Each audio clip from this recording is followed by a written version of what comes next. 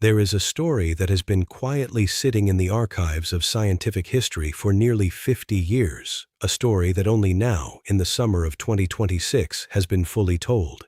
It begins not in a laboratory, not in a lecture hall, but in a small Thai restaurant in Glendale, California, sometime in the late 1970s. Richard Feynman, the Nobel Prize-winning physicist, was having lunch with his friend Ralph Layton. Layton faced a dilemma that every human being has faced at some point. Should he order his favorite dish, the ginger chicken he knew he loved, or should he explore the rest of the menu, risking disappointment for the possibility of discovering something even better? Most people would have shrugged, made a choice, and moved on with their meal. But Feynman was not most people. He pulled out a piece of paper, began scribbling furiously, and promptly claimed he had found a mathematical solution to the problem. The notes he produced that day remained a mystery for decades, partially deciphered, partially misunderstood, until this very year. On June 1, 2026, the Proceedings of the National Academy of Sciences published a landmark study that finally resolved Feynman's restaurant problem. Researchers not only deciphered his cryptic, spidery handwriting, but proved that his solution was mathematically optimal. In an experiment with 2,520 participants, they found that human beings, without knowing it, make decisions that closely approximate Feynman's elegant formula. They found that people adopt a decision threshold that decreases linearly with the proportion of trials remaining, exploring new options early on and settling on the best option as time runs out. The study showed that humans tend to explore slightly more than the optimal solution predicts, but that this simple strategy is remarkably effective, nearly as good as Feynman's own mathematical proof. Think about what this means. 50 years ago, a physicist sitting in a restaurant turned the mundane question of what to order for lunch into a contribution to decision theory, a field at the intersection of economics and psychology that analyzes strategies in one-person games. He transformed a trivial annoyance into a profound insight about how human beings navigate uncertainty. And half a century later, science has caught up with him, confirming that his intuition was not just clever but precisely correct. This is the mind of Richard Feynman at work, the refusal to let any question, no matter how small or silly, pass by without examination. This is the essence of a life lived in the service of curiosity. Feynman's restaurant problem is more than a charming anecdote. It is a window into his entire philosophy of life and learning. He saw the world as a vast, interconnected web of puzzles, each one worthy of attention. He did not compartmentalize his intellect, saving it only for important things like quantum electrodynamics. He applied the same rigorous, playful curiosity to everything, to wobbling plates, to safe cracking, to bongo drums, to the behavior of ants, to the question of whether to order ginger chicken or try something new. He once said, "The prize is the pleasure of finding the thing out, the kick in the discovery, the observation that other people use it. Those are the real things." The joy was never in the answer itself. The joy was in the asking. The joy was in the process of figuring something out, no matter how trivial the subject might appear to others. This is the first great lesson we can draw from Feynman's life. Curiosity does not need justification. It does not need to be productive. It does not need to be useful. It does not need to lead to a Nobel Prize. It is its own reward. Feynman had a strong instinct to understand things by doing them, not by reading about them. He didn't want descriptions. He wanted participation. When he was a teenager, he repaired radios without schematics. When he was a graduate student at Princeton, he spent months working out the mathematics of a wobbling dinner plate, and that work indirectly led to his Nobel Prize-winning theory of quantum electrodynamics. He followed his curiosity down every rabbit hole, trusting that the journey itself was worthwhile. He believed that intelligence grows through curiosity, patience, and honest questioning. He rejected the idea that genius was some innate, almost magical gift. He said that what separated him from others was not an impossibly high IQ, but a simple daily mental habit. The habit of trying to understand ideas from their roots, of stripping away confusion until only the essential truth remained. This habit has a name. It is called the Feynman Technique, and it is one of the most powerful tools for learning ever devised. The core idea is devastatingly simple. If you cannot explain a concept in plain, simple terms, you do not really understand it. Feynman believed that overly complicated language often masks a shaky understanding. Someone who truly grasps an idea should be able to break it down into its simplest components and explain it to a child. He applied this principle ruthlessly, not just to physics, but to everything. He refused to accept hollow explanations. He treated sophistication as a red flag, not as a sign of depth. If an idea sounded impressive but didn't actually make sense when explained plainly, he knew something was wrong. The Feynman technique is a learning loop. Explain, find gaps, repair, simplify again. It is a deliberate cognitive intervention designed to dismantle the illusion of competence. It forces you to confront what you do not know, to expose the gaps in your understanding, and to rebuild your knowledge from the ground up. This is not just a technique for students. It is a philosophy of intellectual honesty that applies to every domain of life. How often do we hide behind jargon and buzzwords? How often do we use complicated language to mask our own confusion? How often do we pretend to understand something because we are afraid to admit that we don't? Feynman would tell you to stop. He would tell you to strip away the labels, to watch the bird instead of memorizing its name in every language. He learned this lesson from his father, who took him for walks in the woods and taught him that knowing the name of a bird in Italian, Portuguese, Chinese, and Japanese taught you absolutely nothing about the bird itself. The name is not the knowledge. The label is not the understanding. The real knowledge lives in the details, in the observation, in the patient, honest work of figuring things out for yourself. Another essential pillar of Feynman's philosophy was his radical commitment to not fooling himself. He famously said, "The first principle is that you must not fool yourself, and you are the easiest person to fool." This is not a casual observation. It is a warning. Your own brain is wired to protect your ego, to weave stories that make you look good, to remember successes and forget failures. You are the easiest person to fool because you are the one who most wants to believe in your own rightness. Feynman understood this deeply. He knew that self-deception is the greatest obstacle to truth. He knew that the only defense is a relentless, almost uncomfortable dedication to testing your own ideas against reality. He said, "We are trying to prove ourselves wrong as quickly as possible, because only in that way can we find progress." Think about that. Most people try to prove themselves right. Feynman tried to prove himself wrong. He actively sought out disconfirming evidence. He looked for reasons why his ideas might be mistaken. He treated mistakes not as failures, but as signposts, revealing where understanding ended and where learning could begin. This is perhaps the most counterintuitive lesson in all of Feynman's philosophy. In a world that rewards confidence, certainty, and the appearance of knowing, Feynman celebrated doubt. He said, "I can live with doubt and uncertainty and not knowing. I think it is much more interesting to live not knowing than to have answers that might be wrong." He believed that when people cling too tightly to correct answers, they stop asking better questions. Doubt keeps the mind flexible. Uncertainty leaves room for discovery. Progress depends on resisting the comfort of absolute truths. He argued that, if we will only allow that, as we progress we remain unsure, we will leave opportunities for alternatives.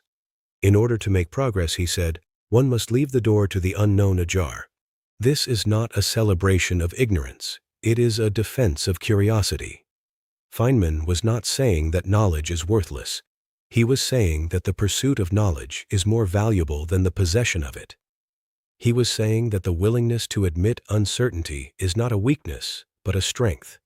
It is what keeps us open to learning, growth, and change. It is what prevents us from becoming trapped in our own assumptions. It is what allows us to see the world as it truly is, rather than as we wish it to be. Feynman's philosophy has never been more relevant than it is today.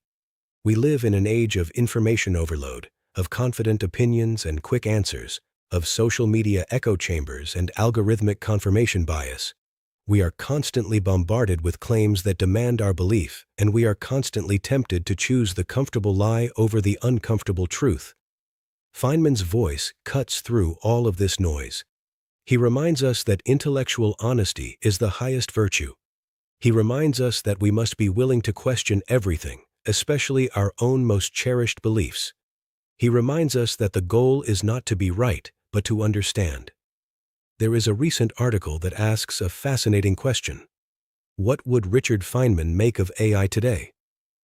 The author imagines Feynman sitting in the back row of a darkened auditorium, watching a flashy AI product launch. On the screen, colorful animations glide past, neural networks glowing, data flowing, arrows pointing confidently upward. A speaker explains that the system understands language, reasons about the world, discovers new knowledge. Each claim is met with nods and polite applause. And then, the author imagines, Feynman would be tempted to rise and ask a deceptively simple question. How do you know? He would wait for the moment when someone explained what the machine does when it fails, or how one might tell whether it truly understands anything at all. He would notice that the demo works flawlessly once, and that no one asks what happens when the input is strange, incomplete, or wrong. He would hear words doing a great deal of work, and he would wonder whether they correspond to anything real. This is the Feynman method applied to the greatest technological challenge of our time. He would not be impressed by the hype. He would not be swayed by the confidence of the experts. He would ask the simple, devastating questions that everyone else was too polite or too intimidated to ask. He would demand to see the evidence. He would demand to know how the system performs under stress. He would demand to know what it means to understand something. He would apply the same skeptical, curious, rigorous approach to AI that he applied to everything else in his life. Feynman also had a profound appreciation for beauty. He believed that understanding the universe should not make it less beautiful, but more beautiful. He gave the example of a flower. An artist might look at a flower and see its colors and its shape. A scientist looks at the same flower and sees the cellular machinery, the evolutionary history, the quantum mechanics of the light bouncing off the petals. Does that scientific knowledge make the flower less beautiful? Feynman said no. It makes it more beautiful. It adds layers of meaning. It allows you to see the flower not just as a static object, but as a dynamic process, a story unfolding over millions of years. Knowledge should not kill wonder. It should deepen it. He also had an unusual relationship with authority. He had what has been described as a healthy disrespect for titles, uniforms, and expert opinions if they couldn't be backed up by logic. He did not care about prestige. He did not care about what other people thought of him. He famously said, "You have no responsibility to live up to what other people think you ought to accomplish. I have no responsibility to be like they expect me to be. It's their mistake, not my failing." This is the title of one of his books. What do you care what other people think? It is a question that cuts to the heart of the human condition. How much of our lives are spent trying to meet the expectations of others? How much of our energy is wasted on worrying about our reputation? Feynman refused to play that game. He turned down prestigious offers, including a lifetime position at the Institute for Advanced Study in Princeton, because he said the place was too rarefied, too disconnected from the messy, noisy, imperfect world. He preferred to teach freshmen at Caltech. He preferred to eat lunch in the cafeteria with students who asked naive questions. He preferred the chaos of real life to the sterile quiet of pure thought. There is another story about Feynman that illustrates this beautifully. During the investigation of the Space Shuttle Challenger disaster in 1986, Feynman was appointed to the Presidential Commission. While others pored over complex documents and engineering reports, he did something characteristically simple. He asked for a glass of ice water and a sample of the rubber O-rings that sealed the booster rocket joints. Then, in front of the cameras, he squeezed the rubber with a clamp and dipped it into the ice water. When he pulled it out, the rubber was brittle and took seconds to regain its shape. He had just demonstrated, live on television, that the O-rings lost their elasticity at cold temperatures, exactly the conditions on the morning of the launch. No equations, no jargon, no appeals to authority. Just a man, a piece of rubber, and a glass of ice water. He cut through NASA's flawed reasoning, insisted on speaking to engineers rather than administrators, and exposed the cause of the disaster. In his mind, fixing radios and explaining the Challenger disaster were the same problem. In both cases, authority had obscured reality, and a simple experiment was enough to reveal it. This year, 2026, marks the 108th anniversary of Feynman's birth. May 11th was celebrated as Feynman Day around the world. In Singapore, the Art Science Museum opened a major new exhibition called All Possible Paths: Richard Feynman's Curious Life, the museum's first curated and self-produced work, done in collaboration with Nanyang Technological University and the Nobel Museum in Sweden. In Pasadena, physics teachers gathered at Caltech, and on July 21st, a special event will see James Lincoln of AAPT Films step into Feynman's role, accent, hijinks, and all, delivering a 1-hour lecture in his unmistakable style. And just last week, on July 1st, a major financial news outlet ran a quote of the day featuring Feynman's most famous words, noting that in an age of instant opinions and constant information, certainty is often treated as a virtue. Yet Feynman argued that true knowledge begins with the willingness to admit what we do not know. His philosophy, the article concluded, encourages people to challenge assumptions, examine facts carefully, and stay willing to change their views when new evidence appears. Why Feynman? Why now? What is it about this man, with his rumpled suits, his bongo drums, his irreverent humor, and his refusal to take anything on authority, that speaks so powerfully to a world drowning in information and starving for wisdom? The answer lies in the nature of our moment. We live in an age where artificial intelligence can generate convincing text, where deepfakes blur the line between reality and fiction, where social media algorithms feed us confirmation bias, and where political discourse has become a battle of narratives rather than a search for truth. In such an environment, admitting uncertainty is costly.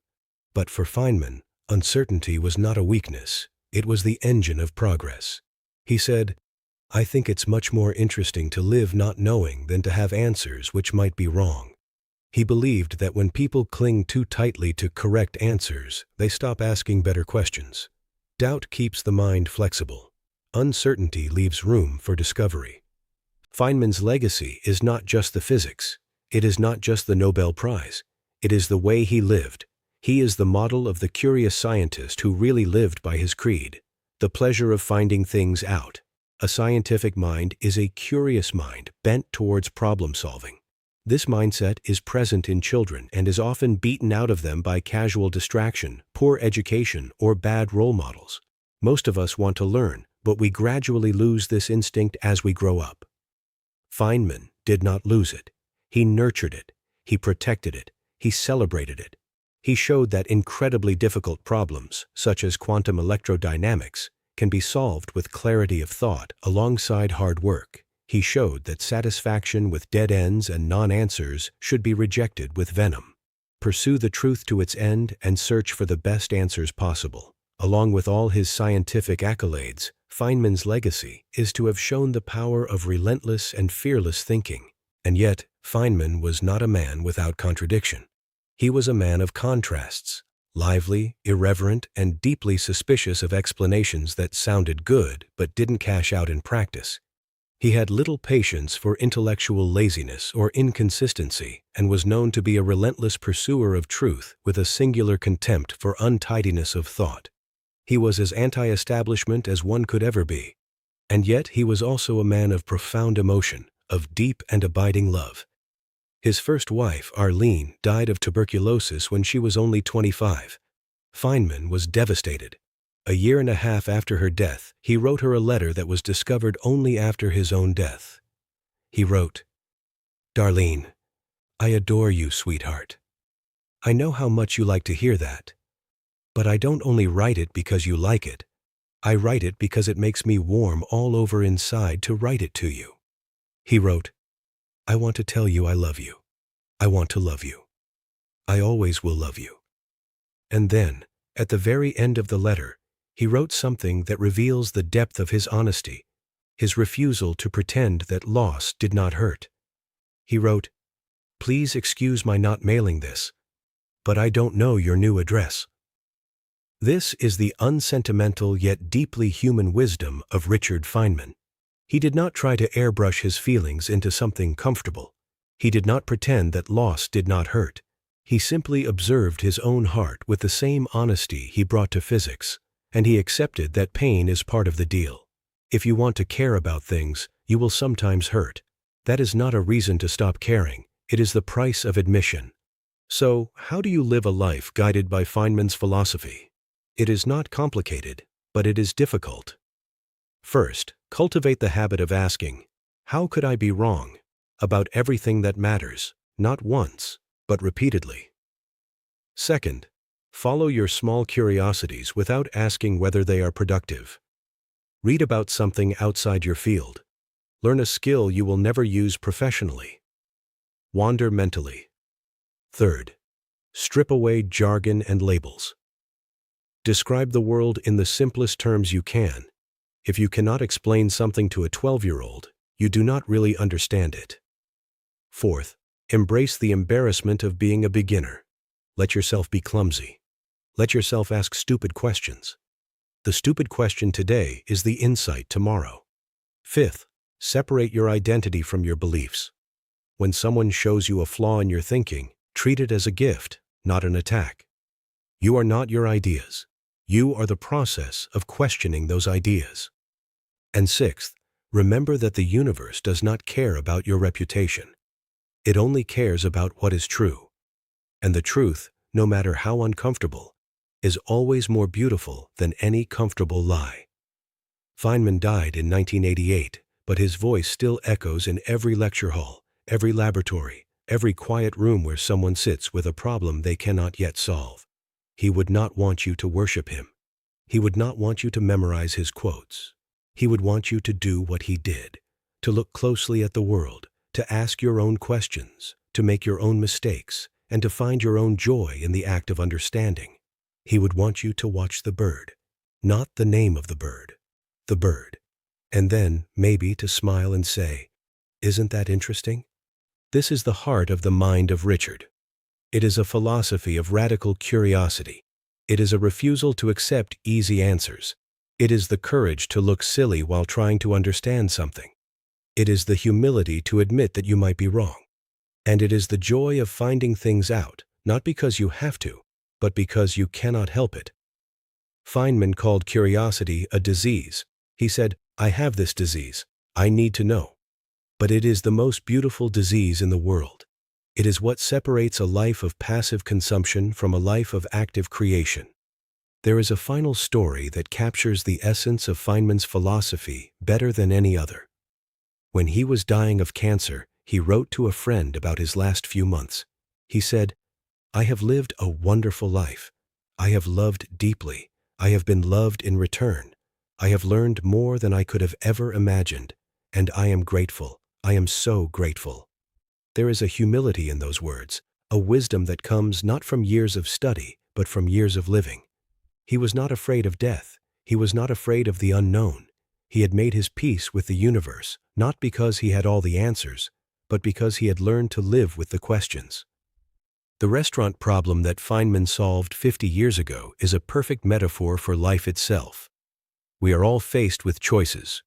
We can stick with what we know, with what is safe and comfortable. Or we can explore the unknown, risking disappointment for the possibility of something better. Feynman's solution tells us that the optimal strategy is to explore early and exploit late. Try new things when you have time. Take risks when the stakes are low. But as the clock runs down, as the options dwindle, settle on what you know is good. It is a strategy that applies not just to ordering lunch, but to choosing a career, a partner, a place to live. It is a strategy that applies to the whole of human life. And yet, Feynman would be the first to tell you that the strategy is not the point. The point is the question. The point is the curiosity. The point is the willingness to engage with the world, to figure things out, to find joy in the process of discovery. He said, "The pleasure of finding things out is worth more than the pleasure of being right." The prize is not the answer. The prize is the search. So go ahead. Ask the question. Follow the curiosity. Make the mistake. Admit the error. Try the new dish. Watch the bird. Do not worry about what other people think. Do not worry about looking foolish. Do not worry about being wrong. Worry only about being honest. Worry only about being curious. Worry only about leaving the door to the unknown ajar. That is the mind of Richard. That is the only motivation you will ever need.